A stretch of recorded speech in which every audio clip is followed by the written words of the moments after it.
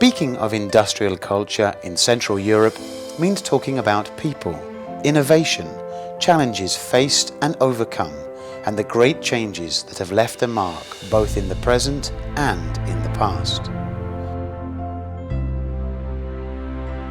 This story starts in the 19th century, with the early widespread industrialization based on coal and steel production, and continues with the construction of the railways and the rise and growth of the first industrial cities in the best suited Central European regions. Farmland makes room for factories. Farmers become workers. The first social and political workers' unions are founded. These associations will play a major role in the social and political changes in Europe in the 20th century.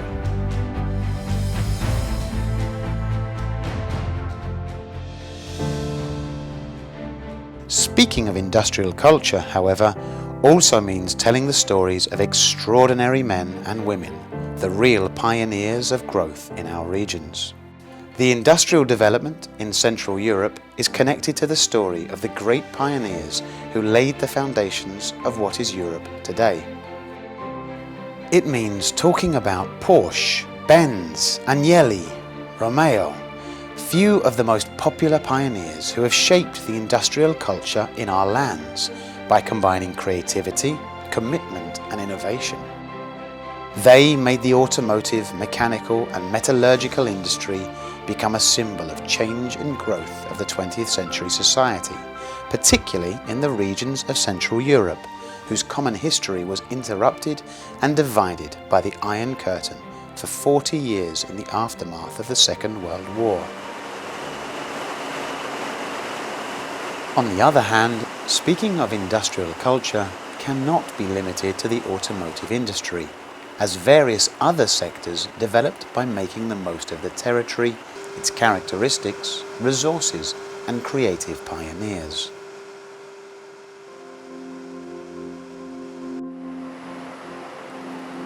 Speaking of industrial culture in our regions also means telling the story of the switch to the digital reality, ode to Olivetti and to the great insight of Mario Volpato, the founder of Cerved, the telematic system that gave way to the Italian business registry and inspired the European business registry. Industrial culture means heritage, historic architecture, the legacy and the ambition to create a people-friendly environment with experimental new towns, where people would not only work, but also reside, start a family, nurture relations, the so-called company towns.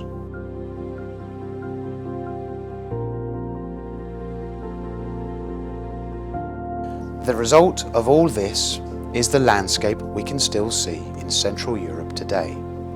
These regions have switched from a mostly agricultural economy to an economy marked by widespread industrialization, with some remarkable examples of architectural heritage.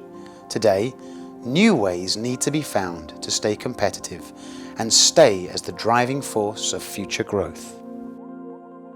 The European project Inducult 2.0 stems from the above considerations through the fact that industry must be a positive value as well as an issue of identity. The lives and experience of each country are like the leaves of an industrial cultural tree. While they may have grown on different branches, they are fed by one sap.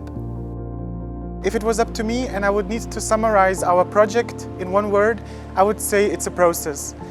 A process of mutual learning and a process of mutual emerging of elements which help regions with the same frames and the same prerequisites to deal with future challenges and with future trends. to translate the regions into something which they could be or want to be and which they already were. There are many regions in Europe that have something that we call industrial pulse. They have a long industrial history which continues into the present times and which will also be there in the future.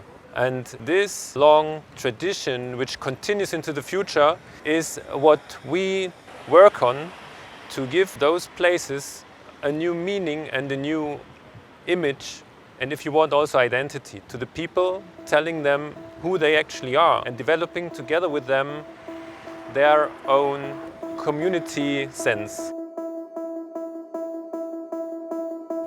Through the project Inducult2.0, financed by the Interreg Central Europe Cross-Country Cooperation Programme, 10 partners from 8 regions across Central Europe have joined, working together to draft and suggest new shared strategies aimed at enhancing industrial culture as an issue of growth and identity of the Central European regions. The Tree of Industrial Culture, created during the Caravan Tour events, is meant to become a symbol for the unity and diversity of a mosaic of industrial cultures in today's Central Europe. Every single company, every single worker is represented by a leaf. Whilst these leaves sprout and live on different branches, they still belong to one tree. As sap runs throughout the whole organism of a tree, so it happens in our own regions. The result is the look of Central Europe today, a mutually connected society that, in spite of its different languages and traditions, holds a great common heritage. I'm going to ask the teacher if she can feel in her everyday life the sense of industry that is in this region. Tak ovlivňuje nás to denně, protože jsme v oblast těžby, takže tady průmysl je hodně. Mm-hmm. A vnímáte to jako nějak negativně nebo spíš? Spíš pozitivně, protože je to možnost pro práce. Tady máme, musí se inovovat trošku ten průmysl tady. A když by se vrátili právě k tomu těmhle starším řemeslům, tak to bude lepší pro budoucnost kraje. The first one is going to be about how industry in the region affects him and his family. No, průmysl je vlastně hornictví, který tady je.